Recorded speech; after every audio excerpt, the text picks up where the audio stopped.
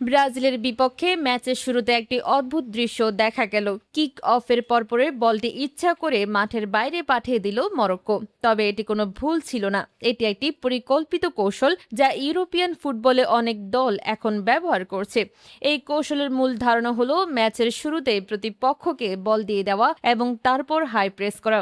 যে দল ভালো প্রেসিং করতে পারে এবং হাই ডিফেন্সিভ লাইনে খেলতে পছন্দ করে তাদের জন্য এই কৌশল কাজে আসে। এর মাধ্যমে প্রতিপক্ষকে নিজের অর্ধে পাসের বিনিময় করতে বাধ্য করা যায়। গ্রুপো গ্লোবোর ধারাভাষ্যকার রদ্রিগো কুতিনিও এই কৌশলের ব্যাখ্যা দিয়েছেন। তিনি বলেন, এটা আরও সহজে সুযোগ তৈরির চেষ্টা।